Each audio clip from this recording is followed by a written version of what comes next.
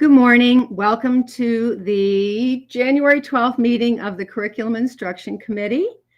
And of course, my dogs are picking now to want to go outside. No, I may get my camera and let them do that after we get started. So I will turn it over. Dr. Cuppett, is there any public comment? We do not. There was no public comment received, Ms. Yoho.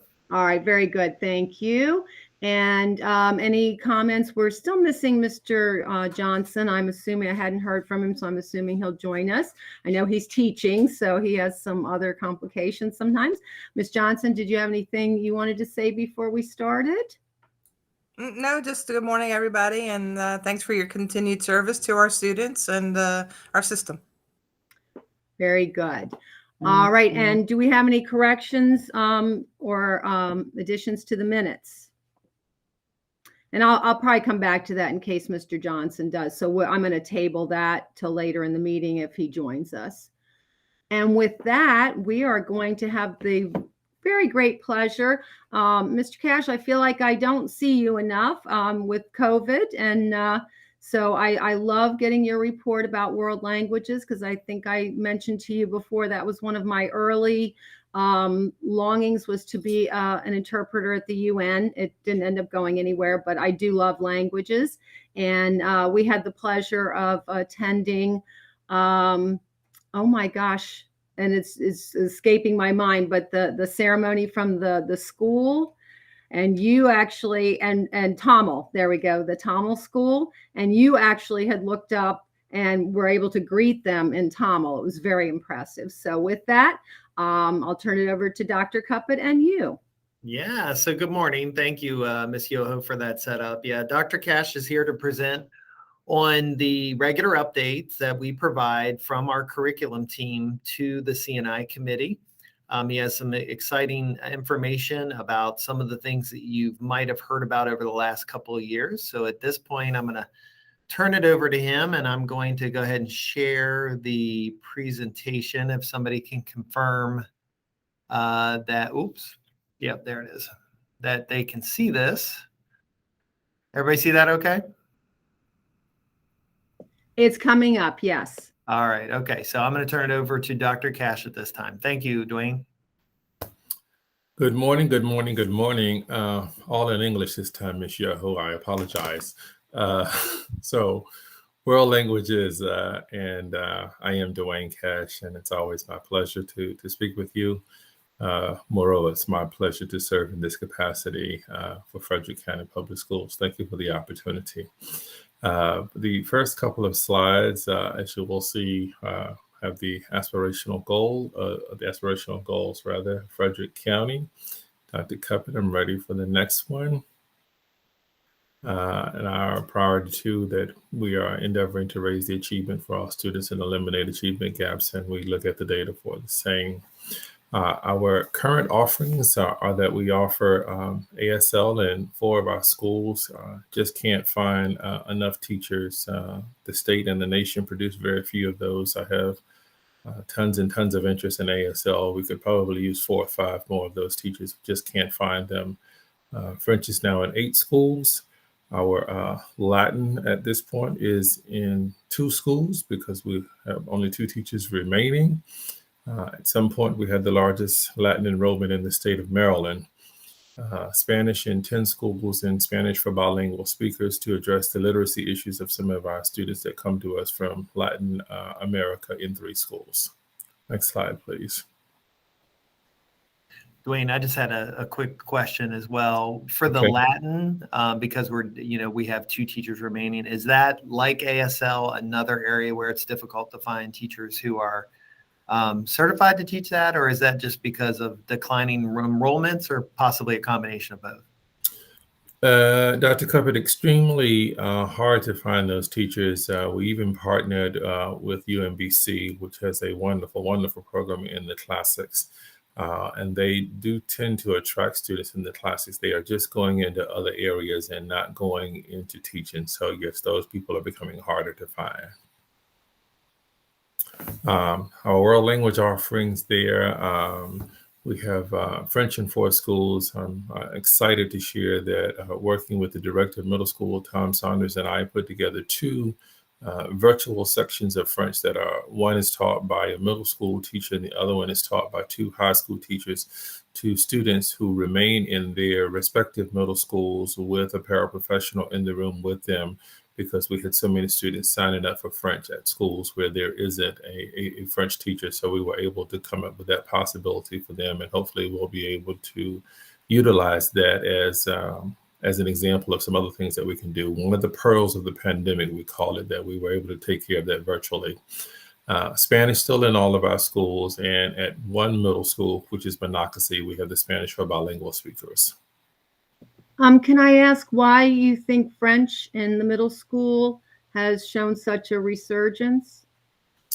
In talking with those students and those parents, they just said, how do I say this diplomatically? They gave a classic middle school answer that everybody takes Spanish and they wanted to do something different. Oh, interesting. I wondered if it was because we have many students coming from Africa, and especially, in the western part, the Côte d'Ivoire and Togo and Cameroon, who are sort of native French speakers. I wondered if that had any impact, but it sounds like, just as you say, a middle school answer.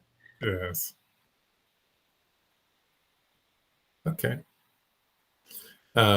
We had benchmarks in place in the first 2 years of each of the languages, and our teachers and I are looking at those now to ensure that those still meet the needs of what we are trying to do, and that is to find out where our students are at various points in the year and in the semester, so that we can use that information for reteaching.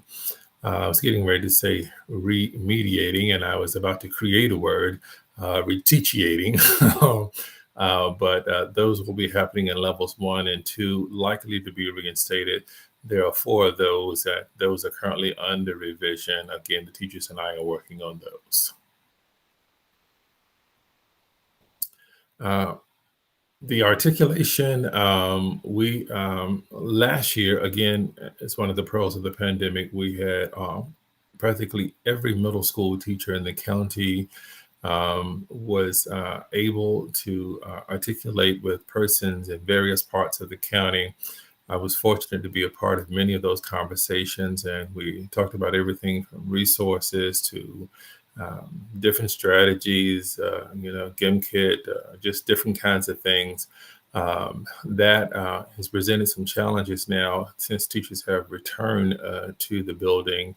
But I've asked them to do that at least informally once a semester, even if they still did it via Google Meet, at least within the feeder pattern. So the absence of time with teachers, again, has presented a challenge to that, but that is still happening quite a bit. I want to give a huge shout out to the people in the Middletown feeder pattern, because they tend to make that happen several times a year. The seal of biliteracy is still happening. As a matter of fact, I recently even conversed with Marilyn, the principal at Carroll Creek Montessori, in terms of those students who tend to get a head start on languages. And this is an effort to recognize students who have demonstrated proficiency in English via passing state assessment and some other language.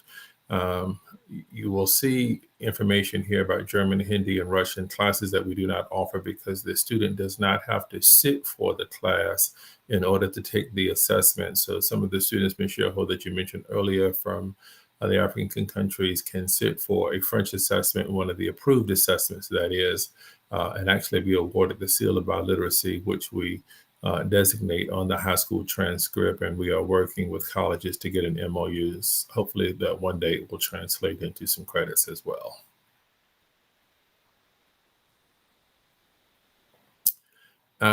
Working with Dr. Cuppet and Ms. Diana Sung, we have secured some Title IV funding for the coming school year at the schools that I mentioned there, and we will have some dual enrollment options.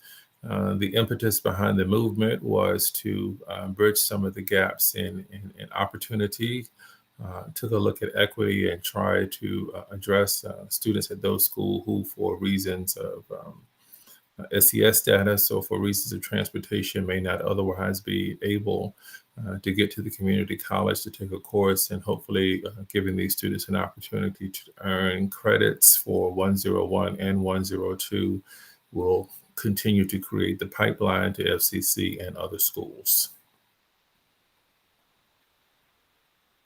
Those are the targeted populations, and those are the languages there in which will be offered. And again, many of those students, noteworthy to mention that many of them will be likely freshmen and or sophomores, and they will get credits for 101 and 102. Dr. Carpet tends to say questions, comments, or rude remarks at the end of his, and so I will just go with the first two. Any questions or comments? Ms. Johnson, do you have any questions or comments? No, I just today I'm in one of those modes where I would love to see us doing more, but I'll be satisfied with just getting kids in the school and out, and so my mindset for the whole excellence in education is really hard for me to, I'm just gonna be frank, it's hard for me to like grasp onto right now. So I like the fact that you're able to still stay focused on that, where I'm thinking about I'm just almost distracted by just the very basics today. So I feel like it's inappropriate for me to say, well, how can we expand languages? So because I was thinking about at UMBC with Dr. or President Hrabowski. It is one of the schools that does require 2 years of language. And as I advise students, they also have a very good computing program. And so in my other life, when I advise students, it's usually the topic of conversation where the students, and of course, the majority of students that go to FCC have come from FCPS, and some of them are lacking that recent language course sequence. And so when we talk about the potential of transferring to UMBC, you have the 2 years, you have to have 2 years of a language when you go there. So I'm a big fan of that, but I always feel like it's intimidating to students when they haven't had any language for some time, or that they know that they need to actually successfully pass 2 years of a language to go to that school. So it's almost like a philosophical approach where I do think they get it right. And I do think that world languages are extremely important to be a member of a global society. So I'm just at a loss of like, well, what would you like to see happen? And maybe like the board can entertain that. That's my question. And then the other thing too, I've been looking back and forth. Mr. J's having technical difficulty. So I've been sending him screenshots of the meeting telephone number and the code. So we're trying to get him. Oh, he's here. So yeah. So if you saw me looking back and forth, it was trying to help ensure that he could get logged in. So, Mr. Cash, do you think you could find a question in there? So Ms. Johnson, so I think what I heard, or at least what resonated with me in your question, was the expansion of offerings. So let me say first that it is a state requirement, not just UMBC, for the 2 years of the world language or a CTE completer to graduate. So that's very much in place and very much applicable at other schools as well, not just UMBC. So the expansion of offerings is a conversation that I've entertained with several of my supervisors in the 12, 13 years that I've been here. And it's a bigger conversation with so many more implications, because we have to look at salary, benefits, students signing up for those classes, and principals offering one of their teacher slots, one of their F2Es to that position. Some years ago, we had an ongoing partnership, for example, with the South Korean embassy, wherein they were getting ready to sponsor some things, and we would have been able to offer Korean, a language which is very, very much in demand, at least at the federal level. But it became an issue of there were certain things that they needed the system to pay, which came back down to dollars and cents. Once we get that teacher on board, and once we get that teacher tenured, people who teach Asian languages are not likely to be able to teach anything else. So we have to be able to ensure that we have enough students for them. There's the whole public communications piece of educating the community on why it would be helpful for students to study Korean or Farsi or Tamil or some of these other kind of less commonly taught languages. So it's a conversation of which I'm aware, and I think Dr. Seaton and I had it many times. Dr. Cuppett and I will have it several times in the future. We definitely have that conversation at the state level. And so it becomes a matter of dollars and cents in many ways, resources. And then, of course, we would have to find the personnel.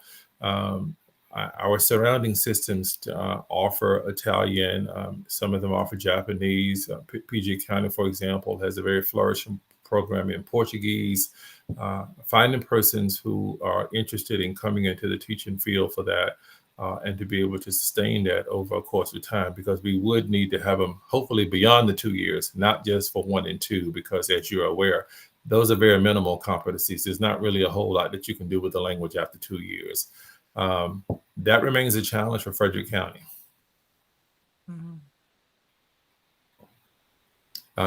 I don't know if this is my place, Dr. Cuppett, but I see Mr. Johnson has his hand raised. Right. I was making sure Ms. Johnson had gotten all her questions answered. Okay. All Yeah. right. Well, I guess again, going into the continuation of the education, I know at FCC you can take Russian and Arabic in addition to, I don't think we offer Latin at FCC. If we do, I don't recall it. But who decides what languages we're offering? Because when I see like eight schools offering French, what's our rubric for just determining the language set that we'll teach? And then that's my last question. No problem. Thank you. Okay, so again, those determinations are driven by a number of things. Student requests, like for example, the students that are taking French in the virtual school. So we saw that we had more than just the norm requesting French. So we said, okay, we have those 60 plus students that are requesting French. Let's see where we can find the personnel to make that happen, since there was not a French teacher in the building. At the schools where we offer ASL, it is a combination of the administrative support for ASL in that building. But for example, we don't offer ASL at Brunswick High, not because Dr. Dillman is opposed to it or because the Brunswick community is saying no. There's no other ASL teacher for me to hire. Like when we advertise for positions during the summer, I don't tend to get any ASL applicants, and probably haven't gotten any in the last 4 or 5 years. We haven't had any Latin applicants in a number of years, and all of the interviews that I have scheduled in the next coming weeks, they're all for French and Spanish. So a large part is the availability of staff. So I dare say that most principals would be inclined to offer more if we had the availability of staff, and if we had, and I think given staff, we would likely have students sign up for those classes. And Dr. Cash, in the case of ASL, is the market such that people with high levels of ASL skill are going to other types of positions outside of education? Well, clearly, because, for example, and that's one of the reasons why I think people are beginning to understand that ASL. So the short answer to your question, Dr. Cuppett, is yes. ASL is one of those skills where you can, leave high school, and if you're able to take an assessment as early as when you're in college, you can get interpreting gigs right away that are pretty lucrative. There are a number of churches. My church, for example, has a huge deaf population, and they pay 3 to 4 interpreters every Sunday just to interpret service. And some of those people are getting $40, $50 an hour, which, is not a bad return on the investment. So yeah, they are going into other things, and then that becomes a different track, because the ASL interpreting track is one mode of preparation, and to teach ASL is a different path for certification. So in short, again, Ms. Johnson, we want, we need, we would desire, and I believe my administrative colleagues would support that. It's just that whether it's monetarily or whether it's where we are geographically, we're having a hard time competing with some of our neighboring systems in terms of getting staff of other languages. And Ms. Johnson, that's, what it was described there, that's sort of the life of an elective teacher in a lot of ways. It's student request, it's matching, it's space, there's all those variables. They kind of sometimes have to sell themselves. And these things go in cycles. There for a while, everybody was taking Spanish because it was seen. When I was in school eons ago, French was the one, and then Spanish became much more in vogue because it was seen as being much more usable and monetizable, where you could actually use it on a job. And so now the middle school kids wanting to be different, because everybody. So these things go in cycles as well. But that's the life of an elective teacher, and it would be nice to be able to plan things sometimes better. I'm sure they would all like that, but there's a lot of variables. Mr. Johnson, your question? 1 second, please. And Ms. Yeah. Yo, to add to that, I will say, like, for example, Ms. Johnson, at some point when we had the highest Latin enrollment in the state, it was driven by student interest. But the reality of that is, as you likely know, we had some absolutely awesome, phenomenal teachers of Latin. So students were as much signing up for the teacher as they were for the Latin. I dare say that these students would want to tell you that they were really interested in declensions and etymologies, but they were really excited about the people who were teaching Latin. And when those people left, those programs unfortunately folded because we weren't able to find any replacements for them because there were no Latin applicants. Yes, excellent point. Thank you. Mr. Johnson?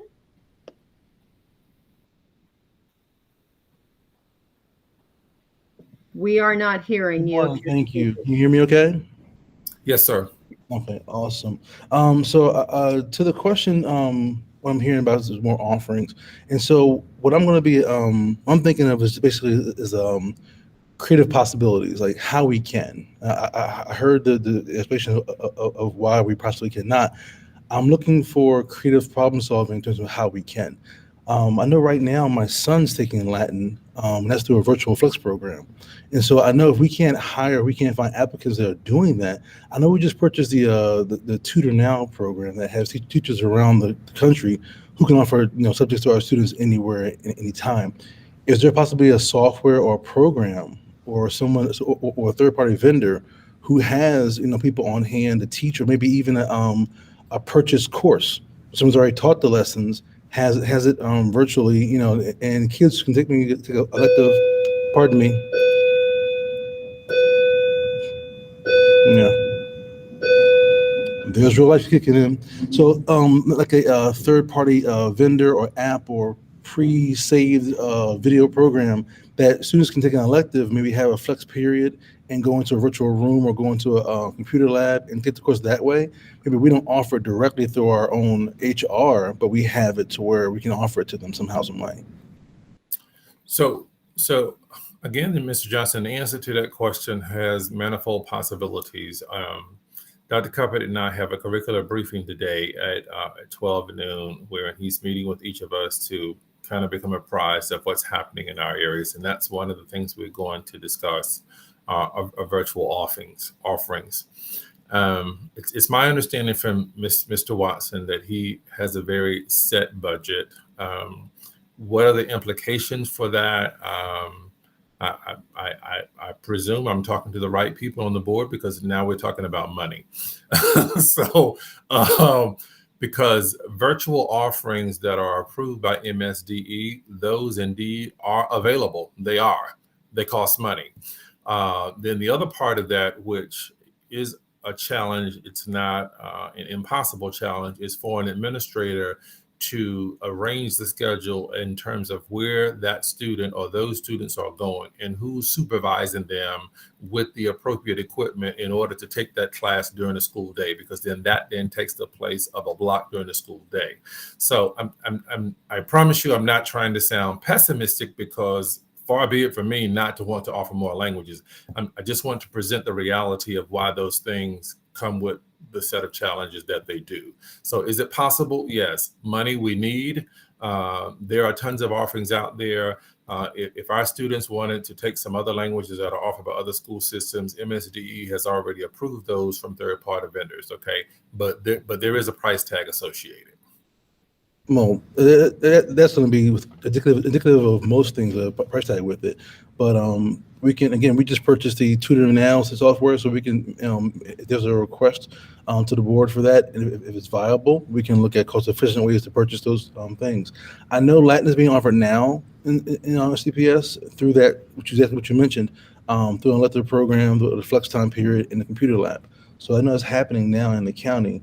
So I don't see why that couldn't happen with other programs. Like I said before, work with another county who has somebody who I've seen it to where, I've seen people going across, county or across, districts where they have a teacher who offers a program and they work together. Heck, I've seen Yale and Harvard work together because Dr. David Malin at Harvard was so popular with CS programming. Yale offered it, and so they did a virtual switch between them. So if they can work together, I'm sure we can work together with somebody in the state who has a program we don't have. But we can make something happen. I am on it, sir. I am definitely on it.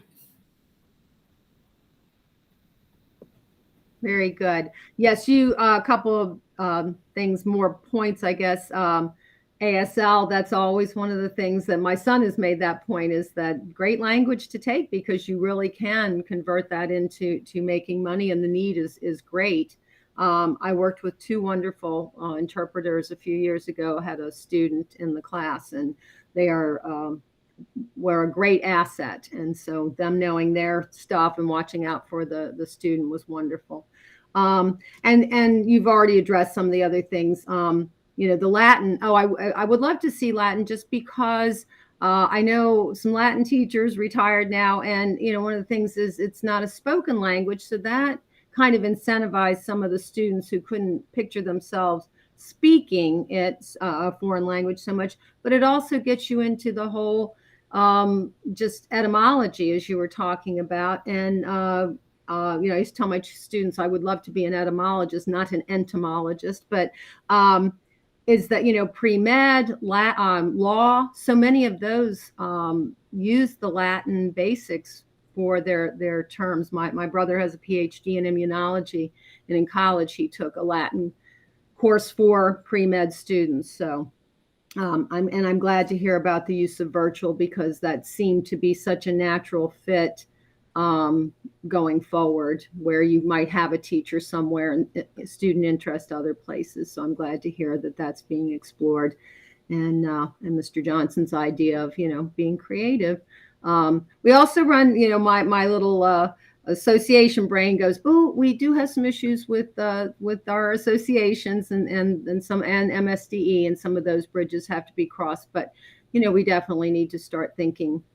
It's the 21st century. We need to start thinking forward. So do what we can for our students. So, I know I did have one actual question, Dr. Cash. This summer, we're hoping COVID starts to wane and another variant doesn't flare up. Do you have plans in the works for any of your summer camps, or are those on hold for right now? Dr. Cooper just asked me that question it was about a week ago. So it's on today's agenda that I sent to him. I'm hoping that we can make something happen, and if so, then my assistant and I will need to put something in place in fifth gear quickly, because there's a whole lot of planning in terms of ordering resources, identifying teachers, meeting with the elementary principals, and getting that information out. So I'm hoping that will be able to happen this summer. And if not, I have some other ideas about some things we're going to try to do at some select elementary schools during the school year. Excellent. Yeah. So, Ms. Yoho, I had one of the wild card factors in doing any camp, whether you're the YMCA or Frederick County Public Schools, is will the demand be there? Oh, okay. And so enacting a lot of work and effort for a camp that may not run at capacity could be a challenge. So that's part of the challenge of the COVID time, is that, when you start to plan something, you could think you could have high demand, but by the time we get there, it may not be there. Mm-hmm. So as Dr. Cash was indicating, that's on our agenda to talk about today. Very good. Very good. I would hope that we could at least get something, but I understand if the decision is made differently, because I thought you were going to say personnel, the people to teach it. That's Oh, also no. There are always tons of people who are the teachers that teach the camps they said they don't even feel like they're working. They have so much great. fun. That is excellent to hear that, because Yeah. I know in other areas that can be an issue. So wonderful. One stumbling block avoided. Excellent. Yeah. Thank you so much, Dr. Cash. Thank you, Ms. Yoho. Thank you, Ms. Johnson. Thank you, Mr. Johnson. Thank you for your support, and thank you for your service to our system. Thanks, Thank Dwayne. you, Have a Dr. good day. Cash. All right. Thank you. And we move on to what is that? No, I'm kidding, Mary Jo. I have to preface this real quick for new people or anybody that might be watching this. Mary Jo Richmond and I go back. Oh gosh, Mary Jo is more than 35 years now. I think 36 maybe. Yeah. So, all right, take it away, Dr. Cuppet. So very excited to have Mary Jo Richmond, who's our supervisor of media services, here to talk a little bit about the programming. She has some interesting updates for you and is even kind of sharing some of the challenges that we're facing. I know the board always kind of wants to know what we're up against. So at this time, I'm going to turn it over to Mary Jo. Mary Jo is going to share her screen. And if that doesn't work out, I can always do that for you as well, MJ. Here we go. Yep, that's coming through just fine, Mary Jo. It's my privilege to be here today, and I thank you for your time. I just want to give you a little bit of background on myself. This is my 26th year, maybe it's my 27th year working in the system. You forget how fast time flies when you're having fun working. I want to say how much I love and appreciate what Frederick County Public Schools has done for me and my family. All three of my kids graduated from the school system. I expected them to graduate from the Linganore school system when we first moved here, but they ended up graduating from the Urbana High School because it got built, and that's where they ended up going. And they all are doing well, and it was a great school system, and it continues to be a great school system. And I'd be proud to have had my kids graduate from any high school in our school system. So with that, I will move on to the first slide. As I am nearing retirement, I just want to say that I'm gaining more courage, and that's why Kevin said I'm going to be presenting some challenges to you. So I just want to really make sure that you know the true picture of what's going on in our media centers. I want to say that when I get new media specialists to work in our school system, I'm hiring people that already have a master's degree. So I don't get a true first year teacher. They might be first year to our school system or first year as a media specialist, but they typically have teaching experience with them. So I have a really strong group of educators that work for me. So they are already accomplished educators. And I am different with my peers in that way. So I don't typically have a true first year teacher. We've been working on collection development for a couple of years now.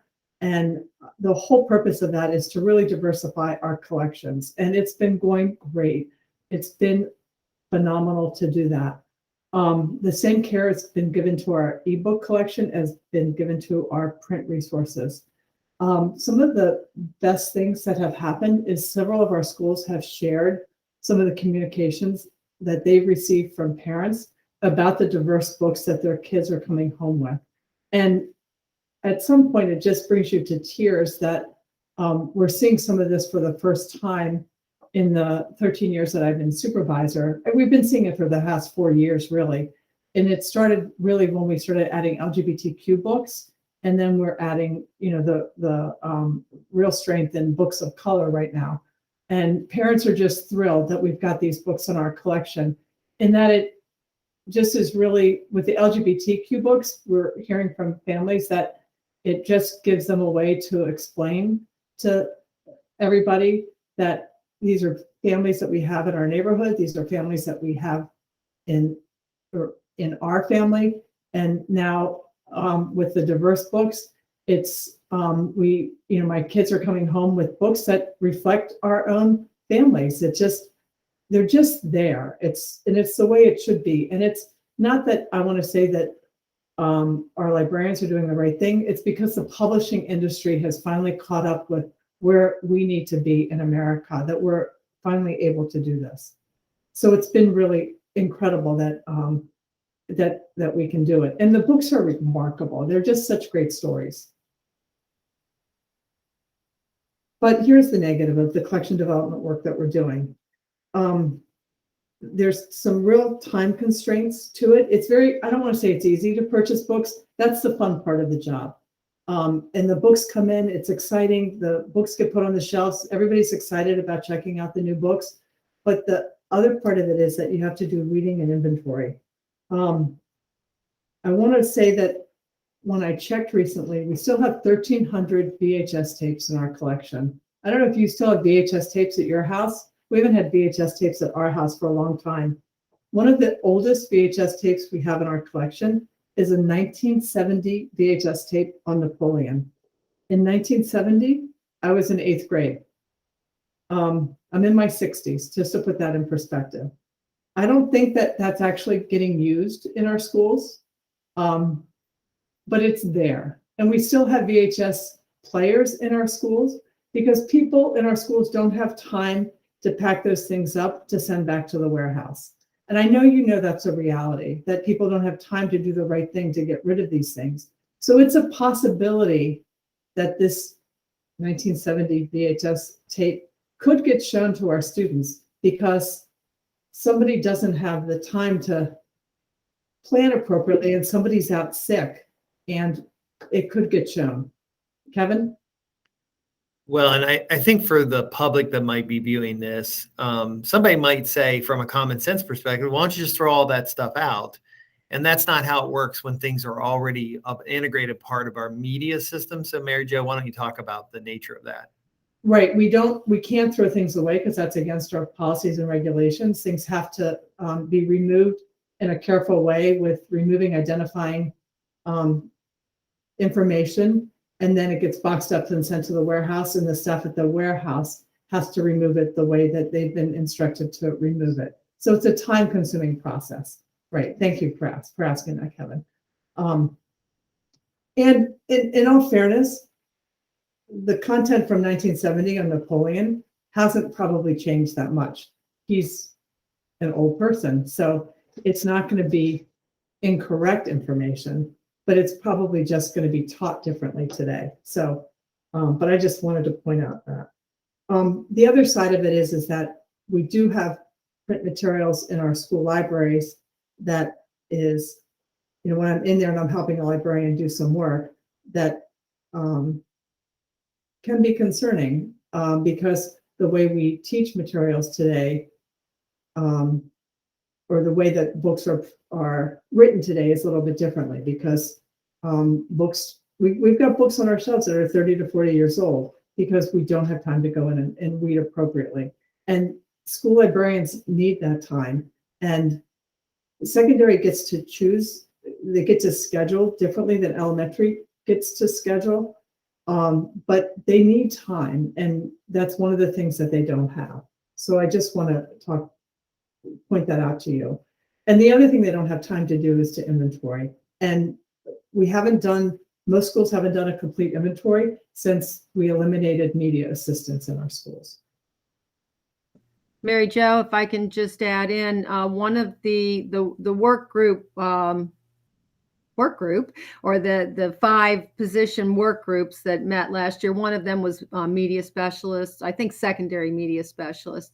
And one of the things that we learned from that is how much they get put on their plate that we might not think media specialists do, or we might think they do, but it just is, for instance, the distribution of Chromebooks at the beginning sometimes falls to media specialists, and you might have user specialists, but it's things that they get to do or take up time, or just at the beginning, where does everybody meet in a school? The library. Often, staff meetings are often in the library because they're kind of warm, cozy places anyway. Well, yeah, but then the media specialist might not be so easily able to work if everybody's, there or whatever. I mean, obviously, if it's a meeting, they wouldn't be working, but their space is even clogged up a lot of times. And just little issues like that, if you've never walked in in their shoes, things that you would have been familiar with,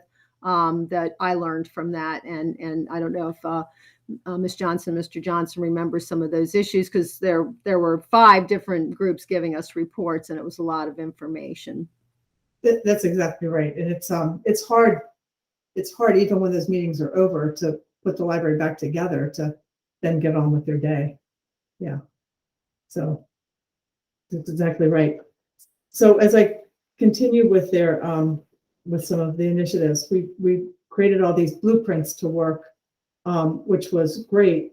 But a lot of our blueprints contained technology. But as we brought the technology back, especially at the elementary level, the Chromebooks didn't come back to the media specialists because they went to the classrooms. And because of the supply chain issues, our Chromebooks haven't arrived back that we've ordered yet in DTI. So we're making do. And it's not necessarily a bad thing, because to not have students on technology this year isn't terrible. But it's a mismatch in our schools across the county, because some of our media centers do have Chromebooks and some of them don't have Chromebooks. So some of the, like when a 4th grade comes to the media center, some might come with the classroom Chromebooks, but some don't come with the Chromebooks because they might be going to lunch after media. So it's just a hodgepodge of what's going on, because Chromebooks aren't necessarily in media centers because of COVID happening. So that's just one of those things that happened because of COVID. All right, so one of the real bright gems that happened is we have this new ebook platform called Sora, and I updated this. It's now, we're at 135,000 downloads to date since we initiated it in August of 2020, which is huge. I want to point out that you also have access to this ebook platform, and you can access it from any media center webpage. But please know, if you do look at it, that it filters by user. So what you're going to see is you're going to see all content. So it's from elementary to adult, and the adult books are like professional level. So you're going to sit there and think, oh, I don't want elementary kids to have access to this. But if you do your settings right, you can filter it so that you just see elementary books. The Sora platform has just been wildly successful. People absolutely love using it. We really expected it to die down more than it died down now that we're not doing virtual learning. But obviously, kids still enjoy reading books on an ebook platform.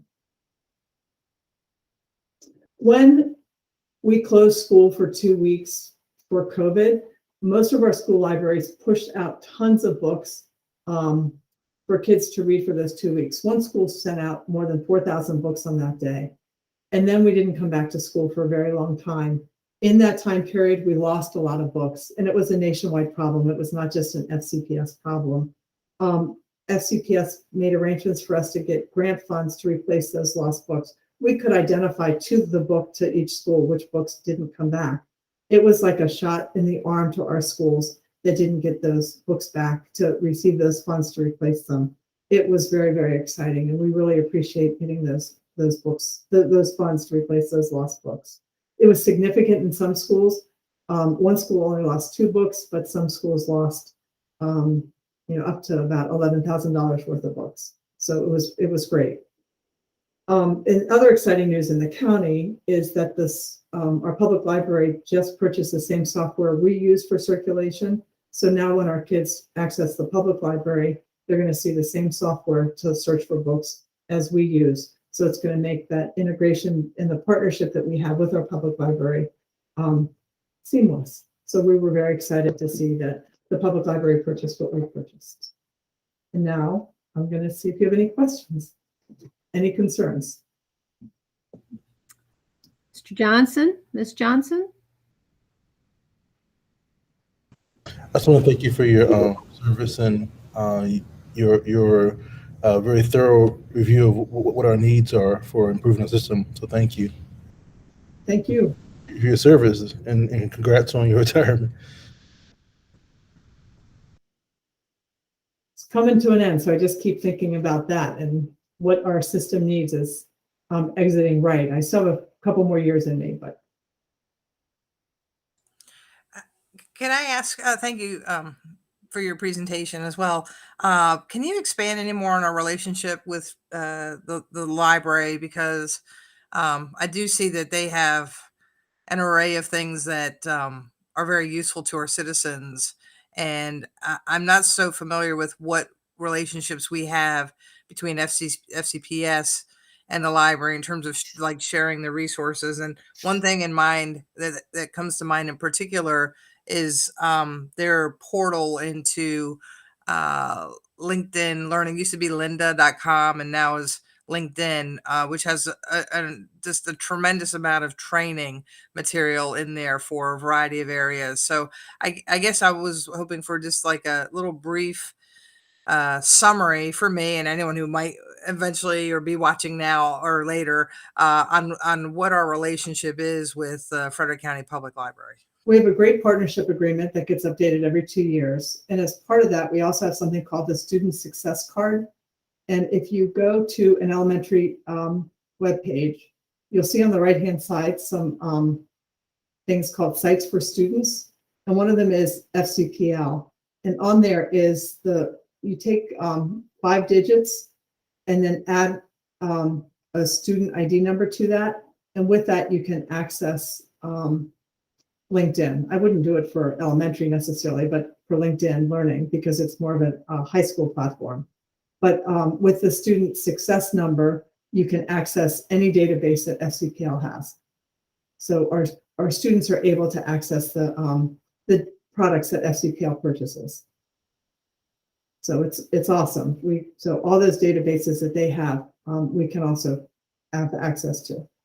And then too, just on the partnership agreement, how much interaction do we have when it comes to selecting resources for the respective locations, so that we have, I don't know, continuity or collaboration in terms of what materials are going to be selected to go into Frederick County? Like, it's kind of like that's a continuation, and and our libraries are parts of our communities. I know the county executives made a really big effort in trying to make sure we have a good library system. And I in addition to being able to access FCPL material from our media sites on our websites, where, like, who meets who within the respective organizations? I meet with their children's person who's kind of equivalent to me, but I don't have any influence over what they purchase. They have buyers that make decisions on what they purchase. And so they purchase their own databases. We purchase our own databases. We talk, certainly, and we try not to duplicate. You'll see some duplication, but some of that duplication is because the state provides us databases also. So some of those things are provided by the state, and that's where the duplication occurs.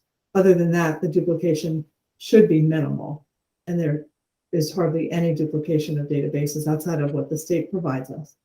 So, because we do have this partnership agreement, like for instance, I don't see that they have an encyclopedia. We have an encyclopedia, and we purchase Britannica. They don't purchase one. Dr. Cuppet? Yeah, I just had a follow-up to one of the things that occurred in an earlier slide. So I just want to make sure Ms. Johnson's done with her questions. Okay. I was just getting in line. Okay, sorry. Well, Right. and then I just one more thing. Sorry, I'm trying to just piece some things together. With our dual enrollment students, I'm presuming they have to, because they're dually enrolled, so they have an FCC ID, so they'd have access to all their electronic resources. So Correct. how much do we know within FCPS about resources that our dual enrolled students have access to at FCC? Actually, I'm sorry, MJ. I do know Diana Sung works with dual enrollment instructors to in fact make sure that all of our dual enrollment students are aware of those resources, not only from the library, but just general student support services that are available. That is part of the connection that Diana Sung, our coordinator of dual enrollment, has with our dual enrollment instructors and our deans of students, so that they're aware of that. And I know that FCC staff have actually been involved in trainings of our dual enrollment instructors, and sometimes directly with students, as I understand it. Mary Jo, did you have something you wanted to add? Prior to COVID, for several years in a row, we had our high school librarians meet with the FCC library staff to make sure that our librarians were up to speed on the databases that FCC staff had. Actually, and they came over to a meeting one time at our staff development center and met with the school librarians and the high school department chairs and literacy specialists to train us all on their products. So we met on our turf one year and then on their turf, on your turf one year, to make sure everybody was up to stuff. And I hope that when we can get substitutes again or pull people from buildings, we can do that again.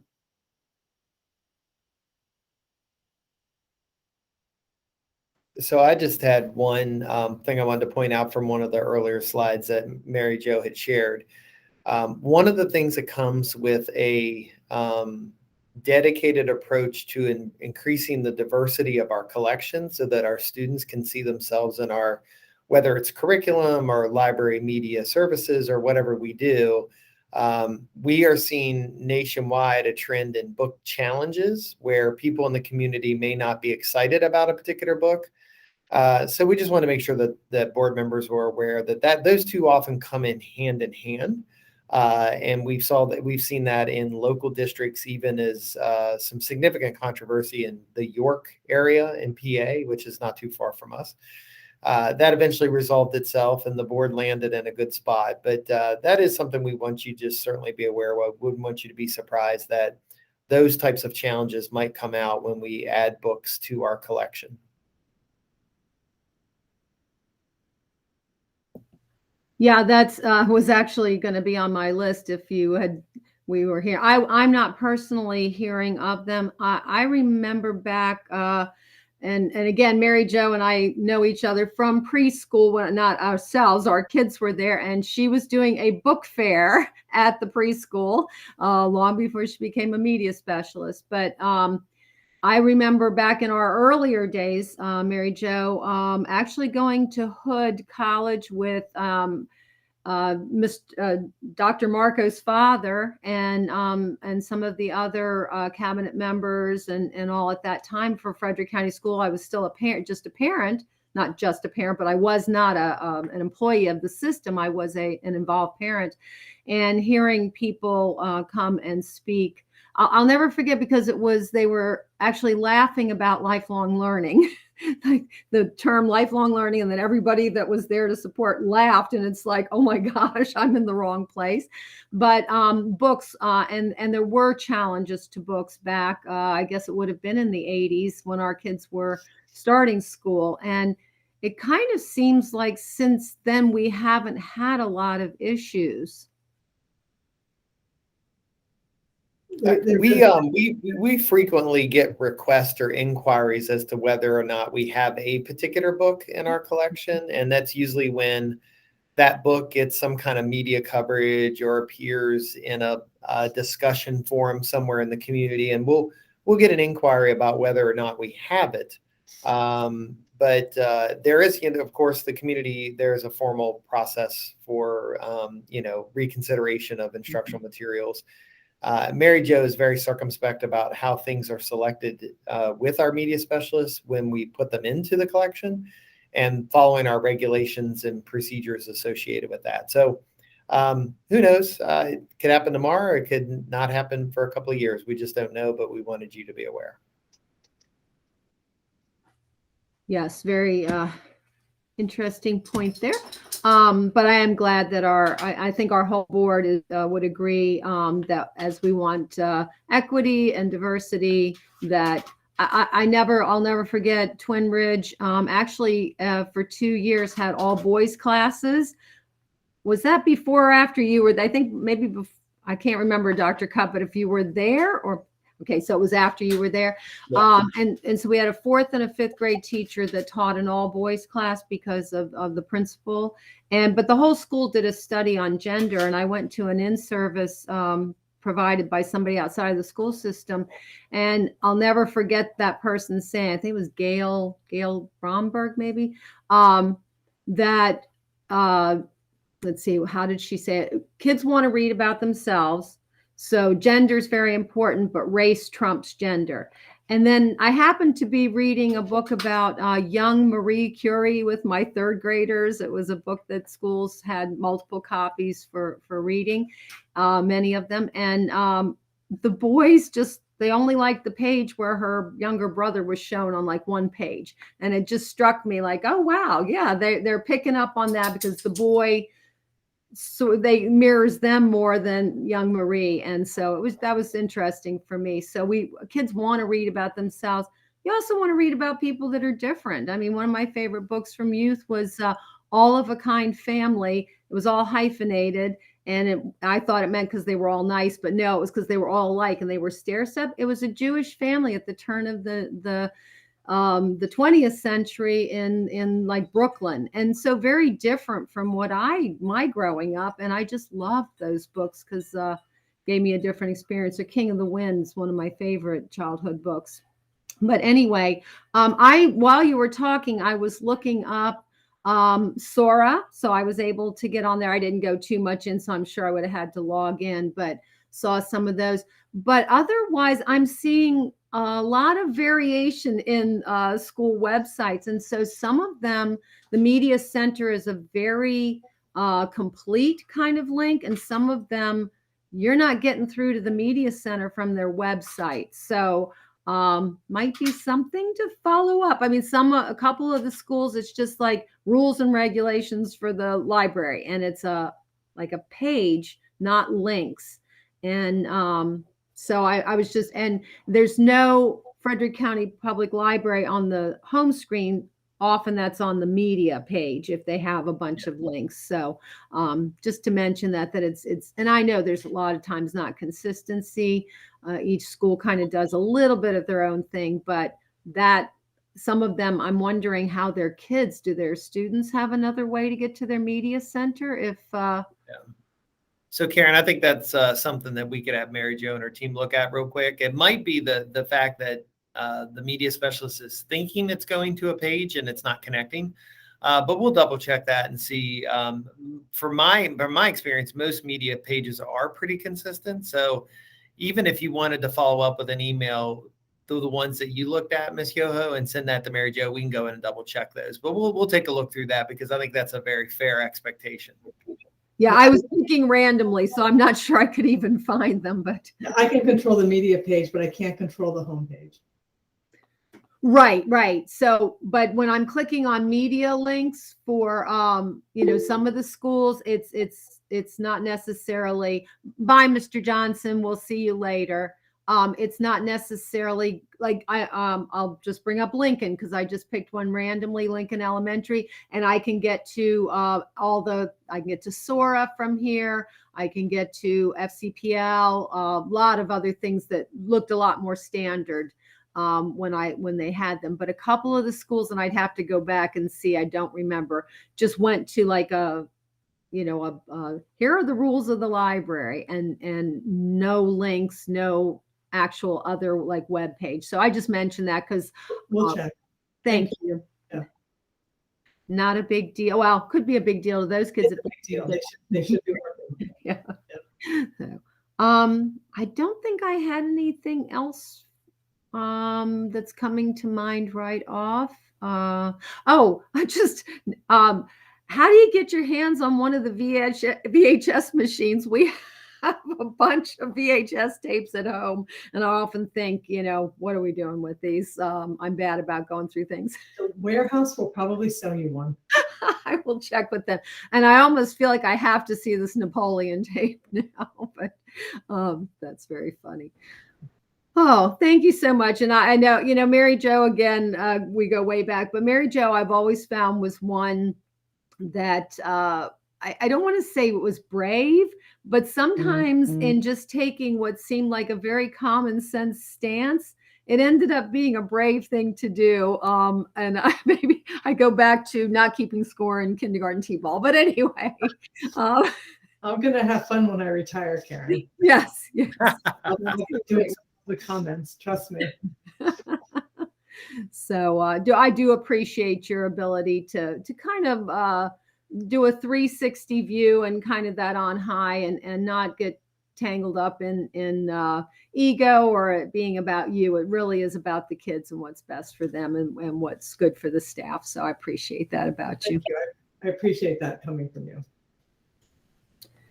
So I think unless anybody has anything else for Mary Jo, we are done with her. And you can go on. Thank you for your time today.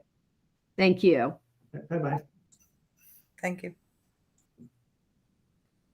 Dr. Cuppet, anything else? So for our next meeting, our friends from organizational development, which in the timeline is a relatively new department, although its function certainly existed in the system. It's been reconfigured to be the Department of Organizational Development, and Meg Lee and perhaps a team will be here to fill the committee in on the kind of work that they do and some of their next steps that they have some really exciting stuff going on there. As you guys know, Meg Lee, she's a creative person. Her team is a very dynamic team. And so we only put them on the agenda to ensure that they have adequate time to share with you the information about that new department. So we're looking forward to that presentation. That's all I have. Very good. Yeah, maybe I'll finally get it in my head where Meg Lee has ended up. I see Linda Raines has raised a hand. Good morning. I just wanted to table back around to the minutes from December 8th to make sure if they were approved as is, or if you would like to check with Mr. Johnson about that. Thank you. And of course, I totally missed him. Since we have 2 of the 3 members, I think we can go ahead and approve those. Thank you, Ms. Raines. All right. And accelerated learning process was taken off, and I'm not seeing where it's put back on. Or we'll probably put that on at the beginning of the next school year is my guess, unless for some reason we feel we need to accelerate that presentation. Okay. I mean, that makes sense. That way we'd have a wrap up of this whole year, correct? And yeah, that makes sense for that timing. All right. Well, thank you. And this may be record time. And I thought we had 2 great presentations and got our questions answered. So very good. And let you have a little break before you start your various curriculum people meetings. So thank you. Appreciate it. All right. Have a great day. Thank you. You too.